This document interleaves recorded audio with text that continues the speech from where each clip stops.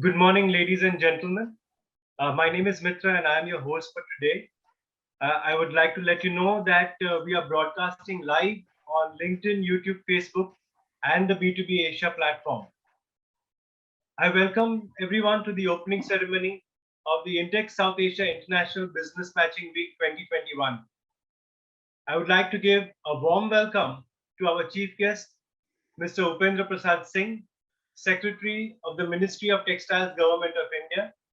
Our special guest, Dr. A. Saktivel, President of the Federation of Indian Export Organizations, Mr. Dheeraj Raichand Shah, Chairman of the Synthetic and Rayon Textiles Export Promotion Council, Mr. Suresh Dayanand Dimel, Chairman and Chief Executive of the Sri Lanka Export Development Board, Mr. Qazi Iftikhar Hussain, President of the Bangladesh Buying House Association, Mr. Rajesh Bhagat, Managing Director of Worldex India, and Ms. Aarti Bhagat, Director of Worldex India, the organizers of the Intex South Asia International Business Matching Week 2021. I will now request Mr. Rajesh Bhagat to give the welcome address. Over to you, Mr. Bhagat. Thank you, Mitra. Esteemed Chief Guest, Shri Upendra Prasad Singh, Secretary, Ministry of Textiles, Government of India. Dr. A. Saktivel, President, Federation of Indian Export Organizations and Chairman of the Apparel Export Promotion Council. Mr. Dheeraj Raichand Shah, Chairman, the Synthetic and Rayon Textile Export Promotion Council. Mr. Suresh D. Dimel, Chairman and Chief Executive, Sri Lanka Export Development Board, and Mr. K. I. Hussain, President, Bangladesh Garment Buying House Association, dignitaries, exhibitors, buyers, delegates, supporting trade bodies and media, distinguished guests, ladies and gentlemen.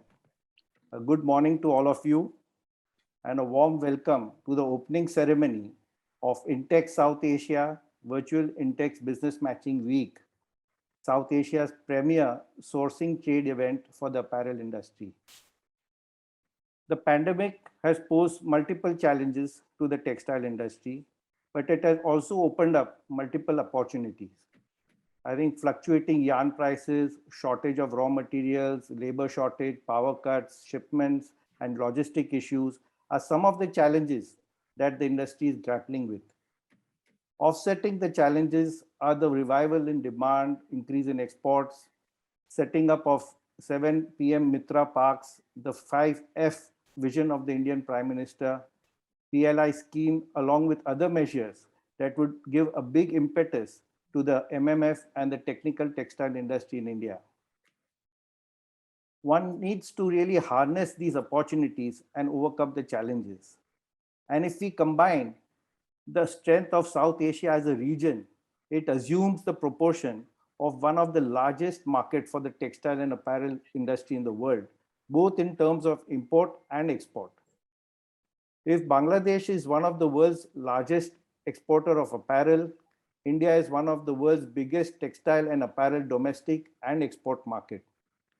Sri Lanka has gained world attention in exporting high value added garments and producing garments without guilt. Despite being such a strong market with growing potential, the region lacks a strong international sourcing fair of the likes of TexWorld or Intertextile.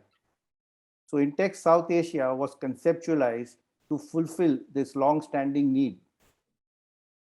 After several physical editions of Intex South Asia in India, Sri Lanka, and Bangladesh, we were unable to organize any physical shows in 2020 and 2021. That is why we decided to organize this virtual edition of Intex South Asia so as to enable buyers and suppliers to once again reconnect with each other. We exited 2019 in a different world, and entered 2020 in a completely different world, a disconnected world. In this world, what has brought us together? It is this virtual world that we have adapted ourselves to that has helped us to reconnect and to restart our life and business. The debate on whether virtual would replace physical trade shows is over, because physical shows are no doubt the clear winner. I agree that it is far better to do business over a cup of coffee or a glass of wine. And I've heard several times that one is tired of doing virtual events and one does not find them effective enough. So when we decided to organize Intech South Asia virtually, we faced similar issues. And especially for textiles, without the touch and feel factor, it was difficult to place orders or to do business. But on the other hand, convenience of meeting buyers and suppliers without traveling, or the high participation costs did find some favor. I believe that once the connection is made virtually and sufficient interest is generated, one could easily overcome the touch and feel factor by sending the samples by courier, and one would still save a lot of cost and time.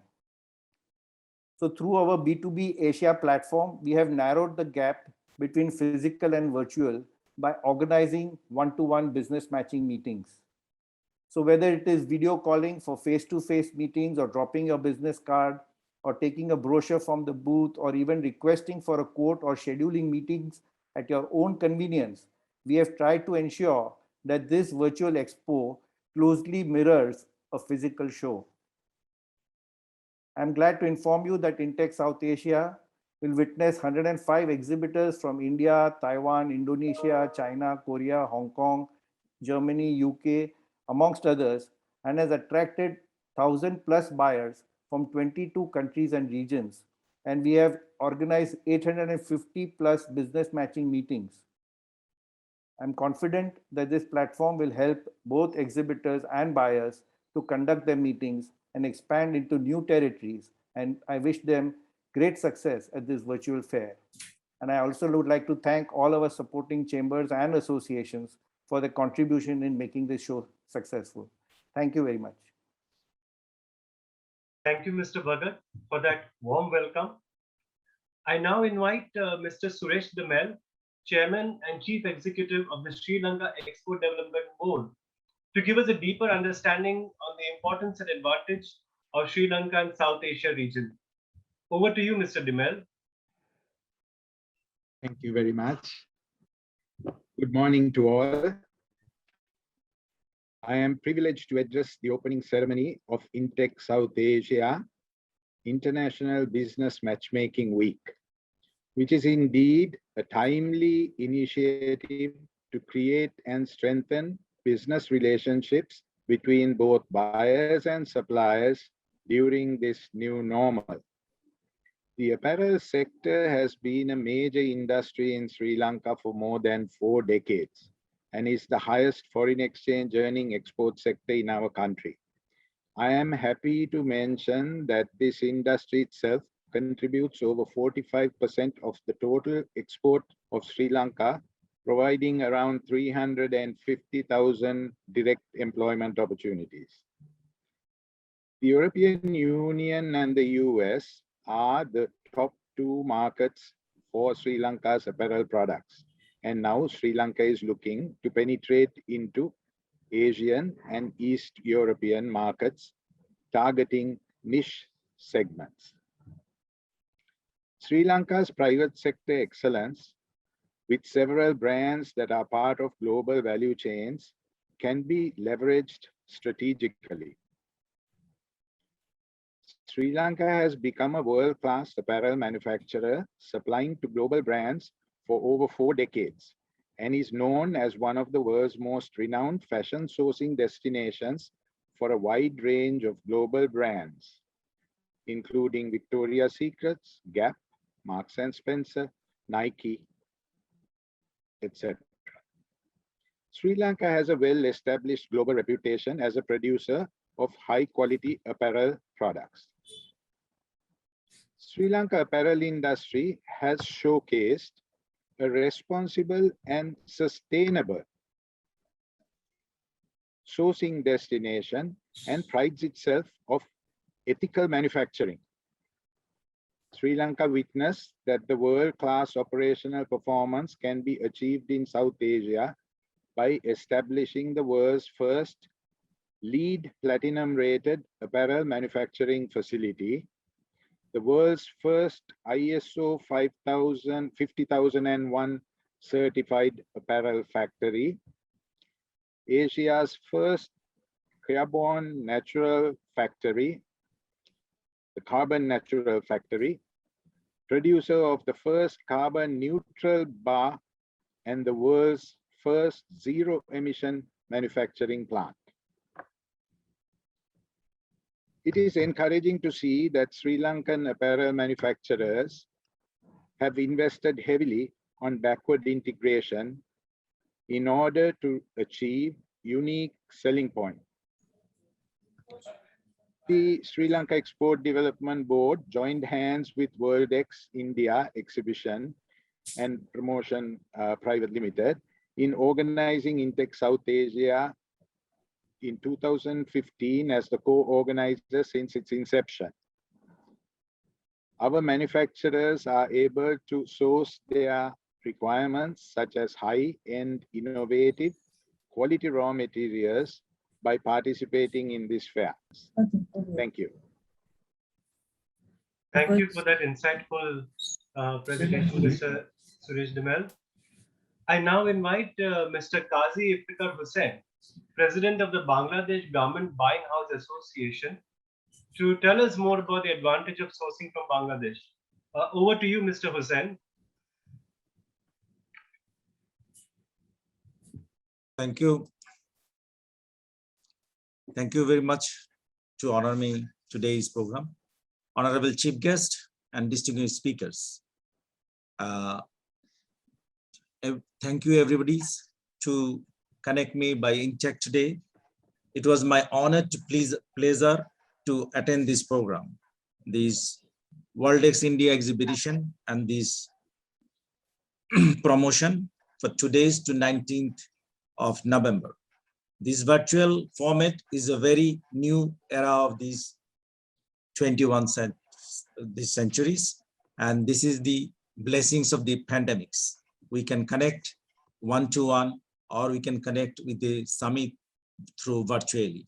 This is a very new things for all the participant in this era. So now, basically, we are glad to thanks the WorldX South Asia because they give us this opportunity in this platform. Bangladesh is participating in their program when it is physically in Bangladesh. Now, I'm expressing why people are choosing Bangladesh for a global destination for a hub of the textiles. Bangladesh is the second largest manufacturer of the apparel industries all over the world. And everybody knows this is a 3.5 decade Bangladesh is operating their textiles and the garmenting product. Bangladesh is one of the potential country for all the brand customer. Around 150 brand customer is working in Bangladesh, like Gap, JCPenney's, then Macy's, and the Marks & Spencer, River Island. This kind of customer is working in Bangladesh, and they are very much happy to work in Bangladesh market because Bangladesh is a diversified lot of product because of the advantage of the levers incentive country, and these advantage the issues of the product diversification. More than 4 million people working in these textile industries, only apparel, there is a 3.5 million people work. And the textile, lot of foreigners, Bangladeshis working together and give the opportunity to increase our labor incentive country to get benefits of their labors. In this context, I'm telling one thing, Bangladesh is gradually developing of the apparel industries. Bangladesh before this pandemic, Bangladesh has export $32 billion, is fall down to $28 billion. Now it's again increase of 12.5%, which seems that 2025 it goes to $50 billion.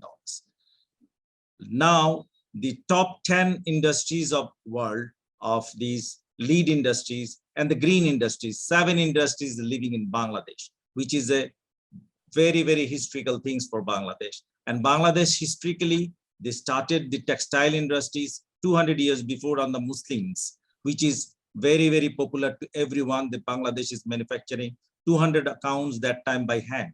So Bangladesh have a heritage of the textiles. So this is the opportunity for Bangladesh to come up in this market for portray their product on the, especially the brand peoples nowadays. Now all the cost brand is coming to here for sourcing their product because of our labor is very, very efficient and they are very, very laborious to give the product on time and the delivery with the qualities.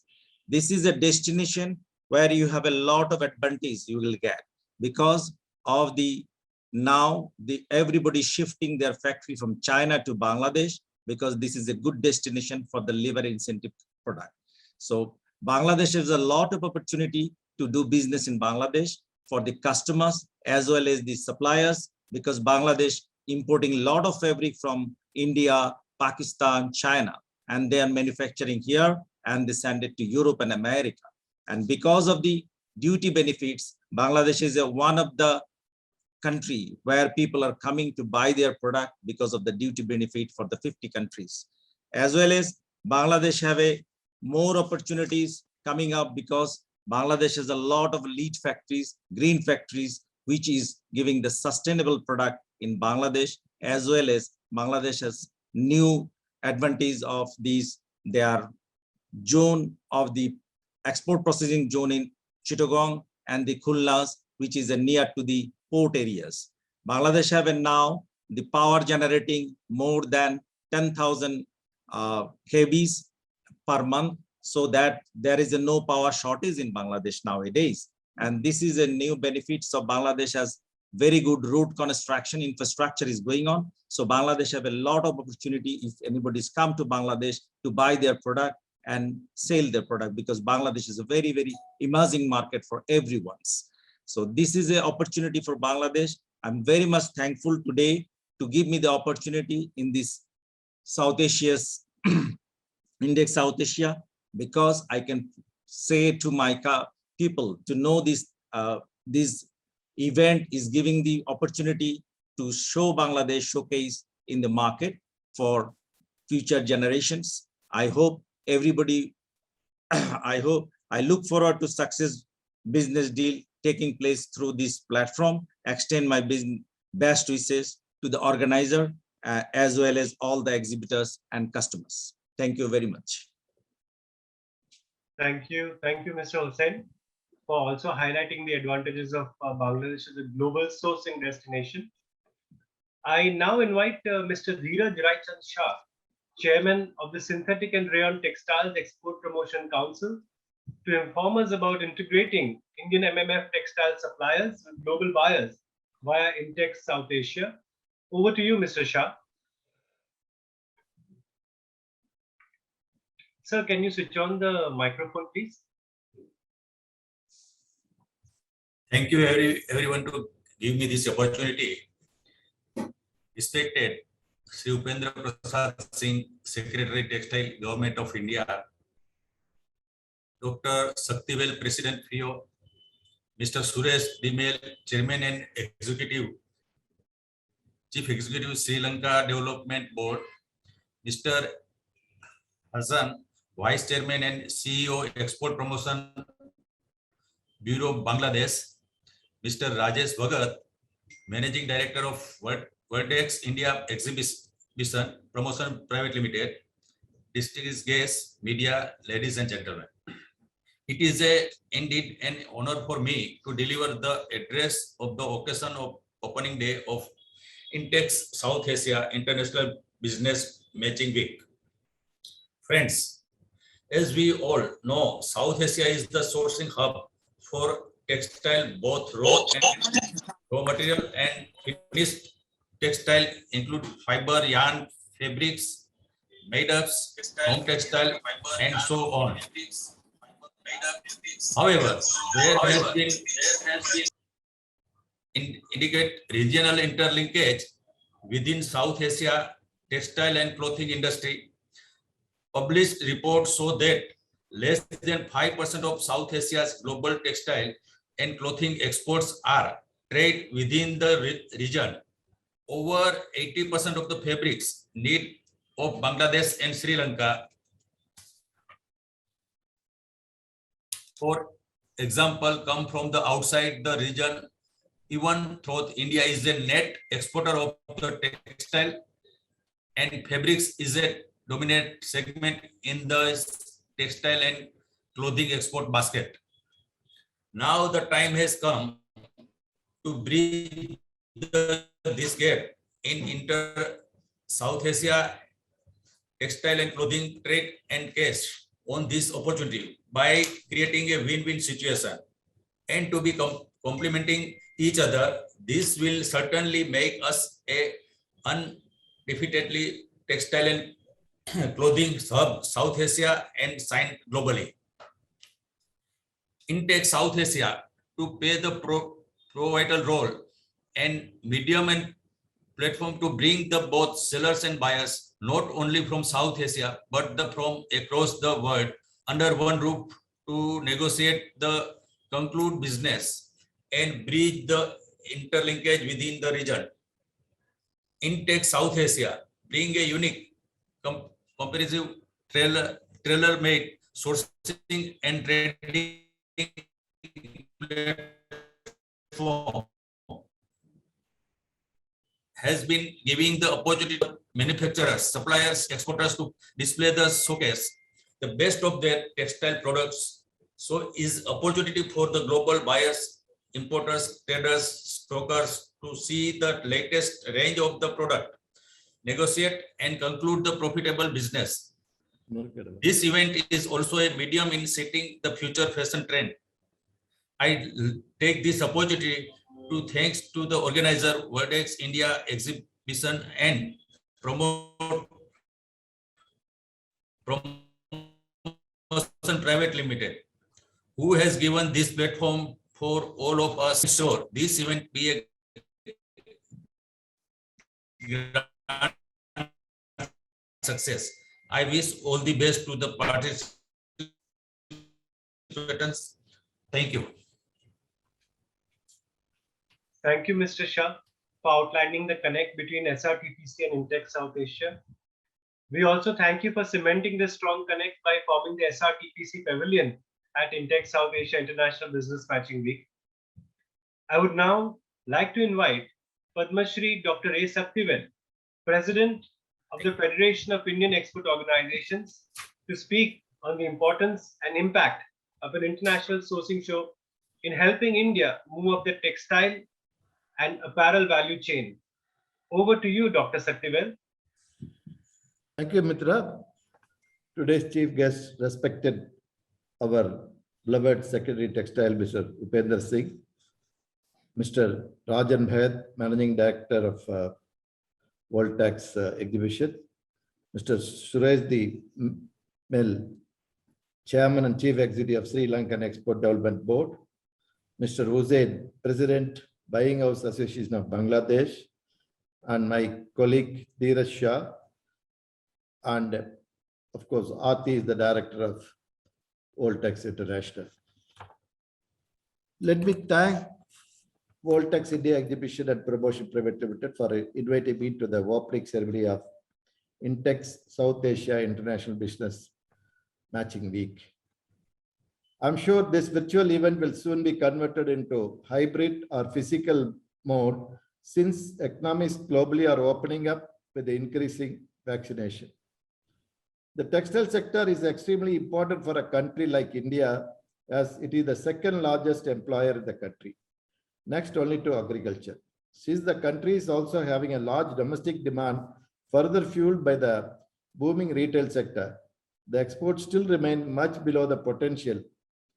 Unfortunately, global trade in textile has also remained subdued in last 3 calendar years in all segments of textile except the made-ups under ready-made garment. Chapter 63 of HS Code, in which the global imports jumped from 60 billion to 125 billion in 2019 to 2021, so 100% growth rate in HS Code 63. The US ban on goods originating from Xinjiang province has opened vistas of opportunity for India and other South Asian countries, particularly those who are in the complete value chain of textiles. We are expecting extremely good exports of textile in the current and subsequent years. However, some critical challenges faced by the sector need to be addressed, for which initiative have already taken by our government. Thanks to our respected Secretary Textiles, Mr. Ubedra Singh, with a view to focus on man-made textiles and technical textile, Ministry of Textile has recently rolled out the Production Link Incentive Scheme. The scheme covers about 40 product categories under MMF, whereas 10 under the technical textile segment. Support would be provided between 3 to 11% of this incremental revenues year-on-year basis for 5 years. By focusing on this two non-conventional segment, the PLI scheme for textile is expected to bring about structural changes in the textile sector. We expect cumulative textile turnover over 40 billion under the scheme. The next is the PM Mitra Park offers an opportunity to create an integrated textile value chain, right from spinning, weaving, processing, dyeing, printing to garment manufacturing at a single location. 7 such parks will be established in the country. For a greenfield, the government development capital support will be 30% of the project cost, with a cap of 500 crores, while for a brownfield project, it will be restricted to 200 crores. We urge the Indian industry as well as the industry from South Asia to come and invest in such parks and avail the excellent ecosystem provided by export for the entire value chain. Gentlemen, India's exports are becoming import-oriented. In the textile sector, a recent study estimated that foreign value-added share rose to 13.03% in 2003-04 to 19.40% 2013-14. We expect that PLI scheme will help in reducing the foreign contents with increasing domestic availability of raw materials. We need to also look into balancing the raw material exports, particularly where very high domestic prices are making the value-added segment less competitive. Skill mismatch in India's textile and clothing sector is still very high. Over the years, export-related jobs have grown at a much faster rate than the overall employment, while a chunk of these jobs have gone to the person with below secondary education. The rate of growth of these low-skilled jobs have declined. UNTAD recently estimates show that share of unskilled jobs tied to textile and allied export in India declined from 29.64% in 2003-04 to 23.67% in 2013-14. The share of allied skill increased from 20.9% to 26.15% during the same period. With the skill composition of export-related job shifting towards high skill, we require greater investment in skill development to make sure that we do not expose the less skilled workers to the risk of offshoring. Textile value chain is a buyer-driven chain where lead firms are the buyers in developed countries. These resourceful textile houses play the role of the coordinators in the global apparel space. They coordinate with the local industries in developing countries on the one hand and interface with the final consumers on the other.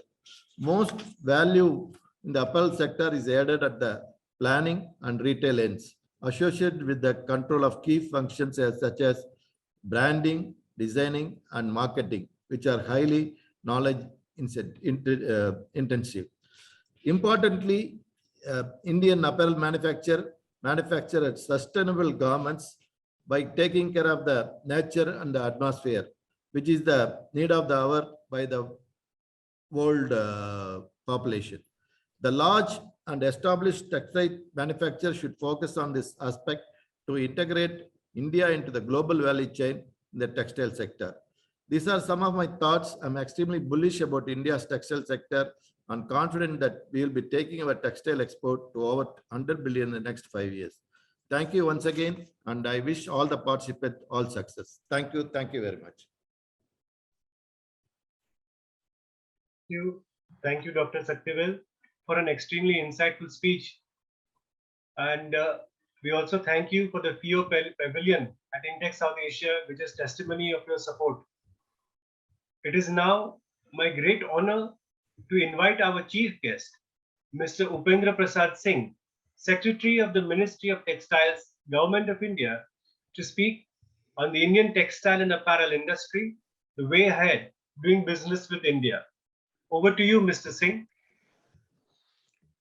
Very good morning to all of you. Needless to say, I'm extremely happy to be here. Even though I'm someone who is not an expert in this sector. I have been here for less than a year, and I always say that I am basically a student learning the tricks of the trade. It's good that I have not only Indian friends whom I keep interacting. We have friends from Bangladesh and Sri Lanka and maybe some other places as well. So I'm extremely happy to be here. Uh, as in Bangladesh and Sri Lanka, in India too, textile industry is very important. Be it GDP, be it employment, be it export. In fact, we keep saying that textile sector is the second largest employer after agriculture in India. Of course, it's not in terms of percentages. Perhaps it doesn't. It's not as important in the total export basket as it could be in Bangladesh or it could be in Sri Lanka. I just heard our friend from Bangladesh saying that, from Sri Lanka saying that 45% of the total export, if I have understood correctly, basically is accounted for by the textiles actually. Where in India, we have only about 11% or so of the total merchandise export is accounted for by the textile. Having said that, we should also see that India is a huge country actually, and we have a very huge domestic market.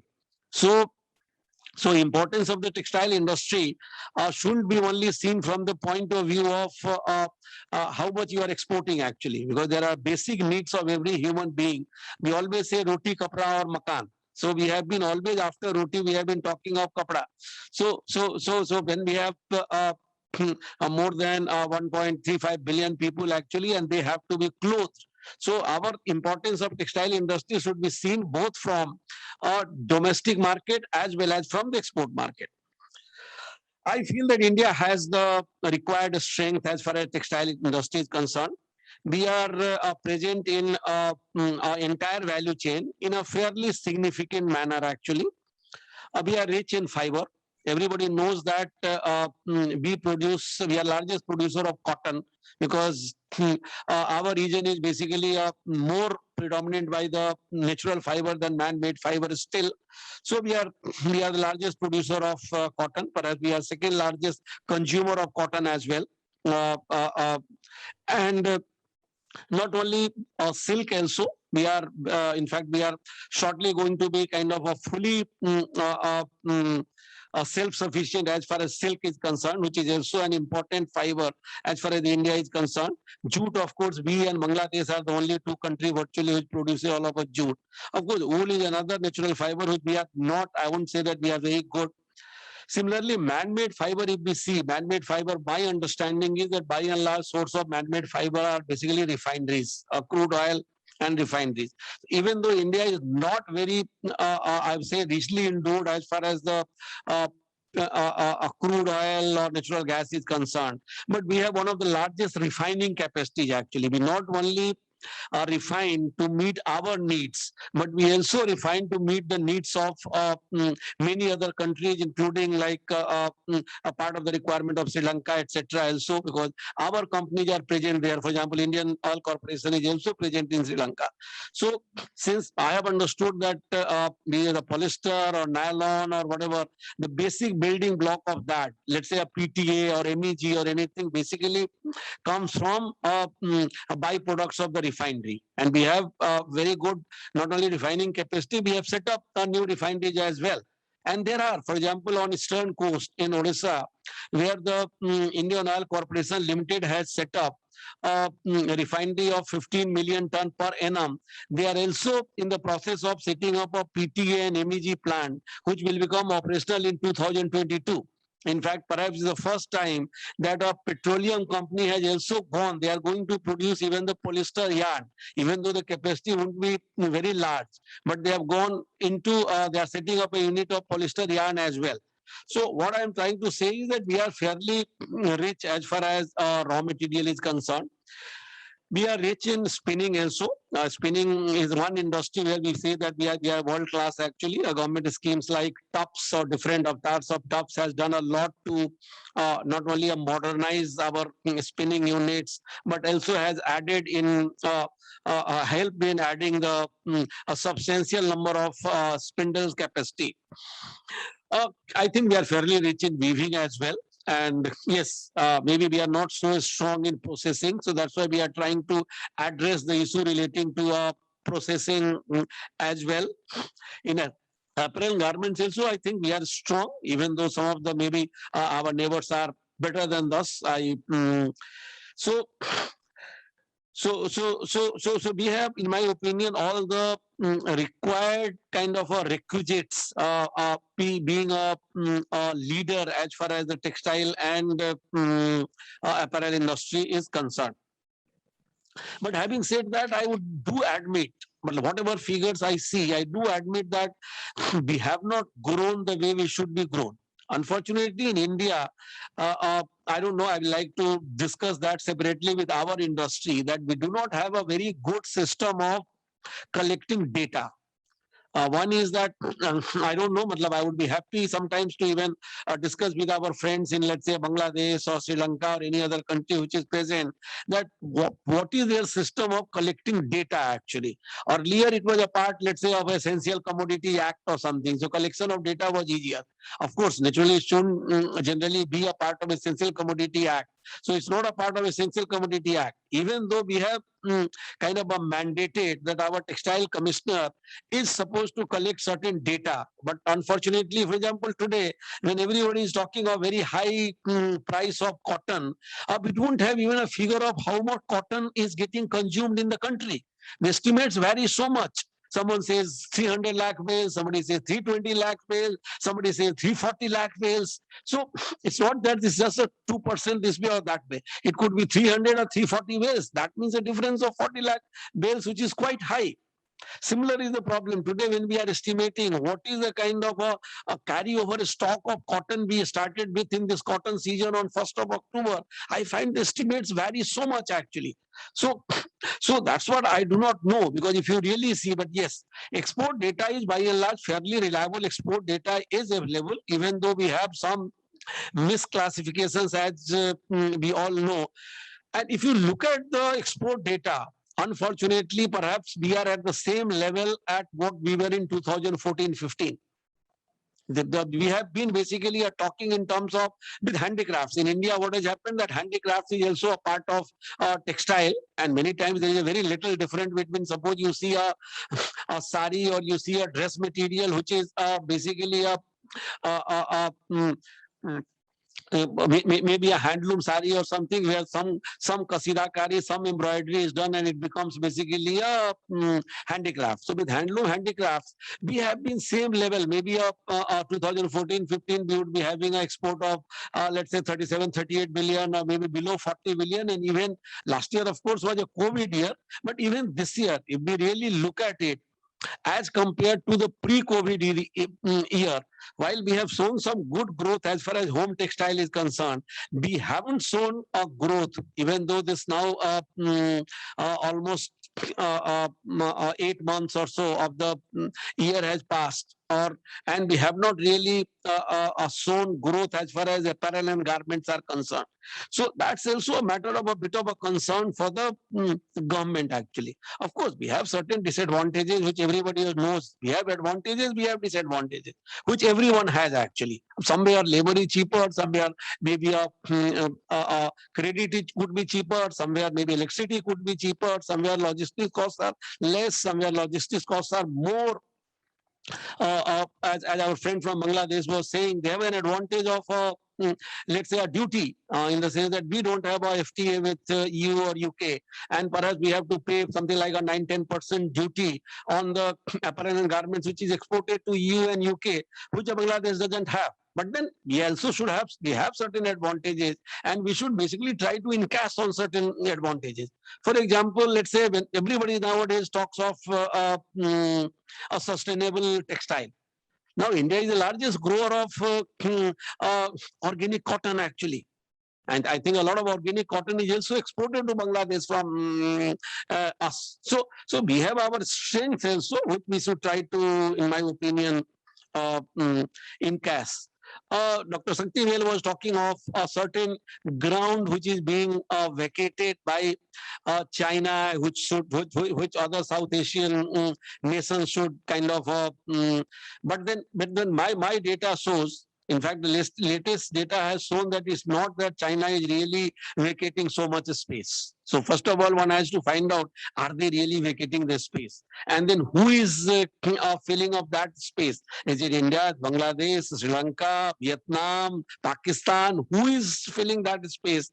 Naturally, it's a survival of the fittest actually.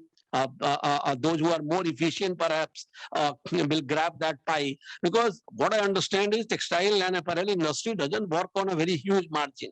Margins are very small actually, so you have to be really very competitive.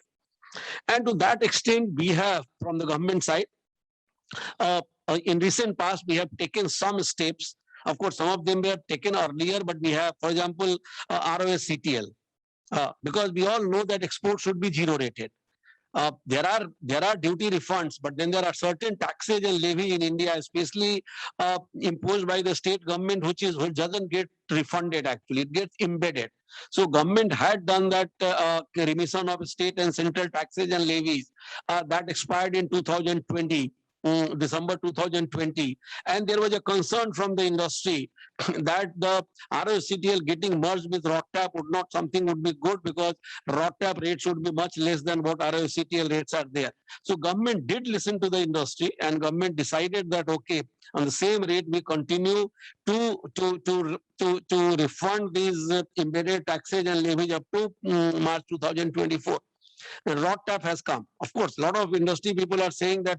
And ROTAP is not only for textile industry, these were all industries.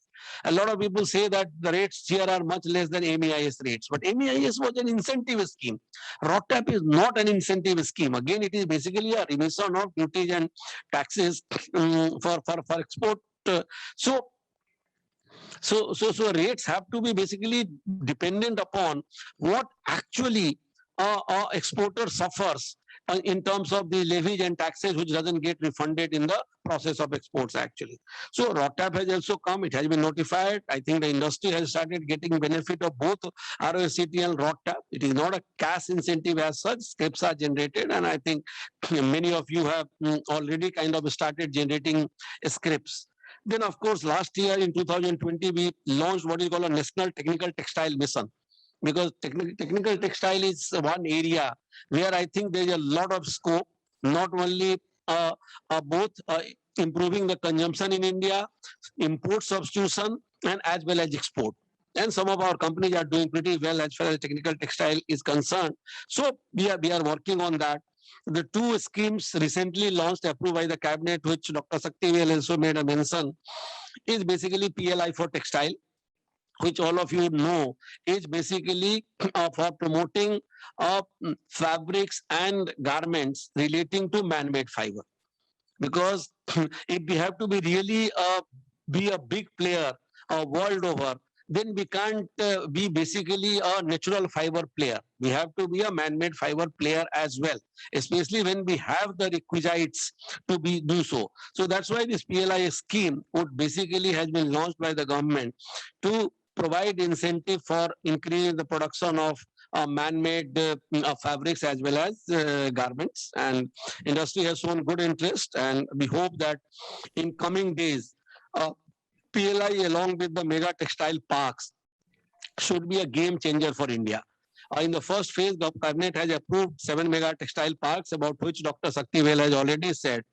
There are two reasons why we have gone for this mega textile park. One is that we already had a scheme, the scheme called Scheme for Integrated Textile Parks, on which quite a few textile parks have been set up in India. But those were smaller kind of parks actually, maybe over an area of 20 acres, 30 acres, 40 acres, 50 acres.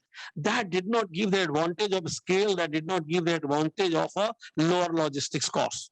because India, everybody knows, and to some extent it is, it would always be there. It is not that everything would be integrated. If I expect someone to be present in the integrated value chain, I think I would, it wouldn't be fair actually. So there are basically spinners, there are weavers, there are processors, there are apparel and garment manufacturers. But in India, I don't know, it's a particularly fragmented. And even there are particular places actually. For example, if you see most of the spinning, cotton spinning takes place in Tamil Nadu. I do not know whether it has to do with the weather there, and whether it has to do with some other skill set which is present there. So you will have spinning elsewhere, you have weaving elsewhere, you will have processing. There are, I have been thrice to Rajasthan in last few months actually, and there are certain places which is basically, for example, you go to Pali, you go to Balotra, small places are basically they are only for processing. So either people, either they do a job work, or they do it, they buy a gray fabric, process it, and then sell it actually. So the whole idea of a mega textile park is, one is that, first of all, PLI is basically for a larger kind of an industry. PLI would accommodate, sorry, a mega textile park would accommodate everyone. There could be large players, there could be not so large players, there could be small players, there could be people who are like kind of, I don't have a house, I take something on rent and do my job actually. So even there would be a scope for that kind of a person. But it would bring two things in my opinion. One, we are trying to bring in scale, and the other, we are trying to see that if a logistics cost could be reduced to some extent, because in India logistics costs are pretty high. Apart from that, they are basically for textile industry, some of these decent initiatives. But we are doing, basically, we have been working on ease of doing business. As you know, our rank in ease of doing business has been improving every year. Very recently, our minister launched what we call a single window clearance, where textile is one of textile ministry, one of the participating ministry. Very recently, Honorable Prime Minister has launched what we call a Gati Sakti master plan, so that there could be an integrated planning for all infrastructure related to connectivity. Otherwise, you have a railway connectivity, but you don't have, let's say a port is there, but it's not connected by road or rail. So the port connectivity doesn't gives you an optimum benefit as compared to if we have everything in place. So while government is doing its best, and I feel that this is a very good time for the textile industry. At one point of time, people were not thinking this as a sunrise industry. I think it's a very good opportunity for not only for India, but entire South Asia to basically be a leader as far as apparel and textile industry is concerned.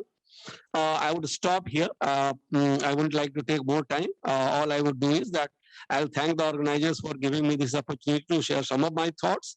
And I basically, this business matching week, I wish all success. Thank you very much.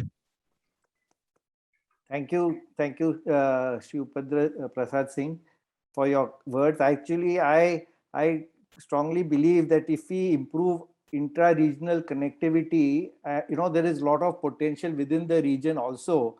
And if we have a strong policy, we can increase our category base also of exports, because, sometimes, as you very rightly said, we are strong in cotton, we may not be strong in certain sectors or certain categories of textiles.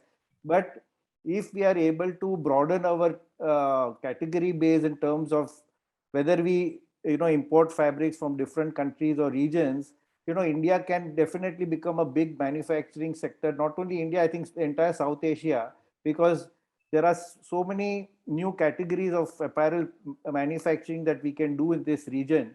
And we may be able to fulfill that gap by either importing or exporting some of our fabrics. So I think we will continue to, try to serve the textile industry by organizing such international activities where we are able to bring more and more companies from all over the world to participate. Thank you very much, sir. Thank you. That was a very comprehensive and perceptive address, Mr. Singh. I'm sure that we now have a much broader idea of Indian textile and apparel industry and how we can think of taking it forward. I now invite Ms. Aarti Bhagat, Director of Worldex India and organizer of this show, to give the vote of thanks and closing remarks. Over to you, Ms. Aarti.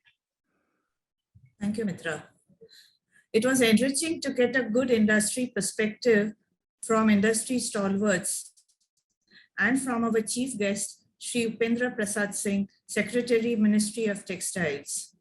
With all these positive developments, I'm confident that the textile industry is poised for a giant leap in the coming years to fulfill the growing demand in exports and domestic consumption for the apparel industry. We are also confident that this virtual edition of Intex South Asia will assist buyers and suppliers to preview latest collection, review price points, and explore new supply channels. Along with business matching meetings for exhibitors, we have also organized interactive business forum webinar series with speakers from Spain, Germany, Hong Kong, Sri Lanka, Italy, to name a few, to talk on circular economy, sustainability, compliances, and supply chain topics, And then we also have the innovation and trend showcase by leading textile companies. And lastly, B2B Connect Networking Lounge for exhibitors to connect on-site with registered buyers for more business opportunities. Next year, we are planning physical editions of Intex South Asia in all the 3 key markets of the region, India, Bangladesh, and Sri Lanka, and providing greater opportunity to increase intra-regional trade and improving the supply and value chain within the region and rest of the world. I take this opportunity to thank our esteemed chief guests, Sri Upendra Prasad Singh, Secretary, Ministry of Textiles, Government of India, Dr. A. Saktivel, President, FIO, and Chairman of Apparel Export Promotion Council, Mr. Dheeraj Raichand Shah, Chairman, SRTPC, Mr. Suresh D. Mel, Chairman and Chief Executive, Sri Lanka Export Development Board, Mr. K.I. Hussain, President, Bangladesh Garment Buying House Association, Dr. Chanchai, ED, Thailand Textile Institutes, and many group pavilions and individual participants from India, Taiwan, China, Thailand, Korea, Bangladesh, Sri Lanka, Indonesia, Hong Kong, Germany, UK, and more, and national and international trade bodies and media for their presence today at the inauguration ceremony. We now declare the Intex South Asia International Business Matching Week 2021 open and wish all the exhibitors and the buyers success at the fair. Thank you. Thank you, everyone. Thank you very much for Thank you. gracing the occasion. And we sincerely hope that everybody, we have worked a lot to make all the exhibitors and buyers meetings. So I'm sure they will be all successful. And we will send you a report after the show of how we fared at this event. Thank you very much for attending today's opening ceremony. Thank you. Thank you very much for Thank you, sir. attending. Thank Thank you. you very much, sir. Thank you. Namaskar. Have a good day, everyone. Thank Thank you. you very much. Thank you.